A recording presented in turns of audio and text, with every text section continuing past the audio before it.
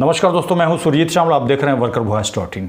दोस्तों, केंद्र में मोदी सरकार ने तीसरी बार सत्ता हासिल की है, जिसके बाद पहला बजट 23 जुलाई 2024 को पेश किया गया है, जिसमें कर्मचारियों को 15,000 सहायता देने की बात की गई है और भी अन्य स्कीम की चर्चा की गई है। आज हम न केवल आपको ये जानकारी देंगे कि वो 15,000 रुपये की जो सहायता है वो किन लोगों को मिलेगी और उसका क्या कंडीशन होगा, और साथ ही आपको ये भी बताएंगे कि उनसे कितने लोगों को लाभ मिल पाएगा। तो आइए हम इसको स्टेप बाय स्टेप करके जानते हैं। दोस्तों, केंद्रीय वित्त मंत्री श्री सीतारमण जी ने बजट में ईपीएफओ में कर्मचारियों का योगदान बढ़ाने के लिए 3 स्कीमों की घोषणा की है, जिसमें कुल 1,07,00,000 रुपये खर्च किए जाने का अनुमान है।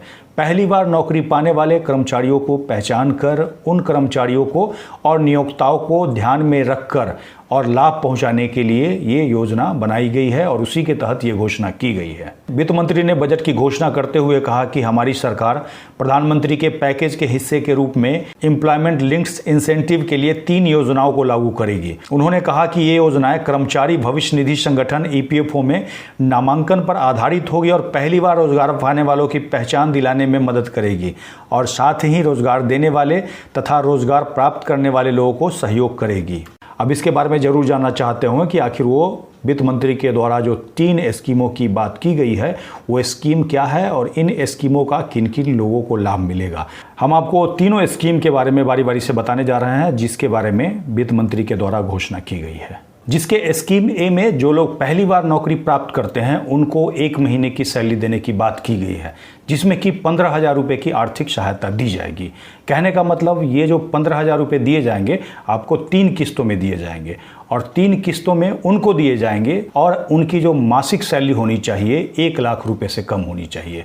और वित्त मंत्री के द्वारा ये बताया गया है कि ये जो स्कीम का लाभ है 2,10,000 युवाओं को दिया जाएगा। इस स्कीम के बारे में मैं थोड़ा सा कमेंट्स करना चाहूँगा और कमेंट्स ये करना चाहूँगा कि एक तरफ तो उनके द्वारा ये कहा जा रहा है कि 1 महीने की सैलरी दी जाएगी और दूसरी तरफ ये भी कहा जा रहा है कि 15,000 रुपये देंगे। और किन को दिया जाएगा? तो जिनकी जो सैलरी है 1 लाख रुपये से कम है। कहने का मतलब 99,000 भी उनकी सैलरी हो सकती है। और आप ये भी कह रहे हैं कि 1 महीने की सैलरी, तो उनको 99,000 रुपया देने की बात होनी चाहिए थे। 15,000 रुपया किस हिसाब से आप दे रहे हैं तो ये समझ से परे हैं। अब आते हैं स्कीम भी, जिसमें कि केंद्र सरकार का इस स्कीम के तहत जो उद्देश्य है, पहली बार जो कर्मचारी नौकरी पा रहे हैं उनको प्रोत्साहित प्रदान करना और विनिर्माण क्षेत्र में रोजगार सृजन को बढ़ावा देना है। इस योजना के तहत कर्मचारी और नियोक्ता दोनों को रोजगार के शुरुआती 4 वर्ष के दौरान इनके ईपीएफ योगदान के आधार पर लाभ प्राप्त होगा। उनका दावा है कि इस स्कीम का लाभ 30 लाख युवा कर्मचारी और नियोक्ताओं को दिया जाएगा।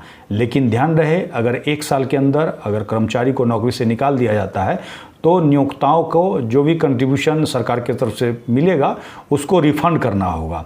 यहाँ पे आप सभी लोगों का ध्यान आकर्षण इस तरफ कराना चाहता हूँ कि यहाँ सरकार ने ये क्लियर नहीं किया है कि कितना कंट्रीब्यूशन का लाभ कर्मचारी को और कितना नियोक्ता को दिया जाएगा। हालांकि इन्होंने 4 साल का एक समय सीमा तय कर दिया है, लेकिन ये भी कहा है दूसरी तरफ कि 1 साल के अंदर अगर नौकरी से निकाल देते हैं तो नियोक्ता को जो भी कंट्रीब्यूशन सरकार से प्राप्त होगा उसको वापस करना होगा। लेकिन 1 साल 1 महीने के बाद, 1 साल 2 महीने के बाद या 3 महीने या उससे अधिक के बाद अगर निकालते हैं तो अपने आप में स्पष्ट है कि कोई रिफंड नहीं करना होगा। ऐसे में हो सकता है एम्प्लॉयर के द्वारा किसी को नौकरी पे रख लिया जाए और 1 साल का बाउंडेशन है तो 1 साल 1 महीने में निकाल देंगे, 2 महीने में निकाल देंगे।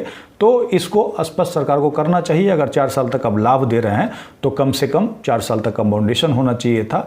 लेकिन अभी तक जो मैंने 2 स्कीम के बारे में बताया वो किन के लिए है? तो जो लोग नया नौकरी पाएंगे उनके लिए है। लेकिन पुराने नौकरी वाले, यानी कि पहले से अगर आप नौकरी कर रहे हैं और अभी तक हमारे इस वीडियो को देख रहे हैं तो अंत तक बने रहिएगा। आपके लिए भी एक जानकारी मैं देना चाहूँगा। तीसरा और अंतिम है, रोजगार देने वाले नियोक्ताओं पर केंद्रित इस योजना में सभी क्षेत्रों में अतिरिक्त रोजगार को शामिल किया जाएगा। इसमें 1 लाख रुपए महीने के वेतन के भीतर सभी अतिरिक्त रोजगारों की गणना की जाएगी। सरकार प्रत्येक अतिरिक्त कर्मचारियों के संबंध में नियोक्ताओं को ईपीएफओ अंशदान में उन्हें 2 वर्षों तक 3,000 रुपये प्रति माह की प्रतिपूर्ति करेगी।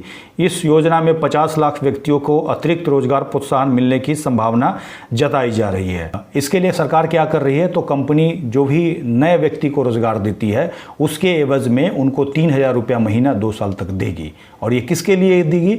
तो ईपीएफ जो खाता है उसमें जो एम्प्लॉयर यानी कंपनी अपना हिस्सा डालता है उसके बदले दिया जाएगा। और इस योजना से सरकार ये दावा कर रही है कि 50 लाख नए लोगों को रोजगार मिलने की आशा है। अब ऐसे में आप लोगों से सवाल पूछना चाहता हूं कि कुछ दिनों पहले आपने इलेक्ट्रल बॉन्ड के बारे में जरूर सुना होगा, जिसमें कि कंपनियों ने सरकार को फायदा पहुंचाया था चंदा दे करके। अब ये लौटाने की बात है। कहने का मतलब ये जो पैसा जो भी इसमें बताया गया है वो कहीं ना कहीं कंपनी को फ़ायदा पहुंचाने के लिए है। अगर कर्मचारी को फ़ायदा पहुंचाना होता तो कैसे पहुंचाते? आपके पीएफ का ब्याज बढ़ा देते, आपको फ़ायदा हो जाता। आपके बैंक खाते का ब्याज बढ़ा देते, आपको फ़ायदा हो जाता। लेकिन यहाँ पे क्या है, आपके नाम पे कंपनी को पैसा दिया जा रहा है।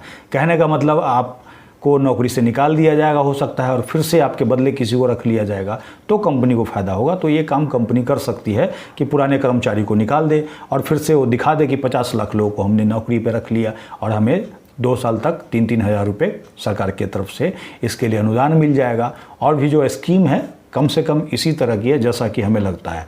आपको क्या लगता है? ऐसा होना चाहिए था। और ये स्कीम से किसको फ़ायदा मिल पाएगा नहीं मिल पाएगा, एक बार कमेंट्स करके ज़रूर बताइएगा। और ये जानकारी अगर आपको यूज़फुल लगे तो अधिक से अधिक लोगों तक शेयर कीजिए। इसको डिटेल में पढ़ने के लिए आप हमारे ब्लॉग www.workervoice.in पे जा सकते हैं, जिसका लिंक मैं नीचे वीडियो के डिस्क्रिप्शन में दे दूंगा। अगर आप हमें यूट्यूब पर देख रहे हैं तो चैनल को सब्सक्राइब करेंगे। अगर आप हमें फेसबुक पर देख रहे हैं तो वीडियो को अधिक से अधिक शेयर करेंगे। इसके साथ ही विदा लेता हूँ। जल्द ही एक नई जानकारी के साथ मिलते हैं। धन्यवाद।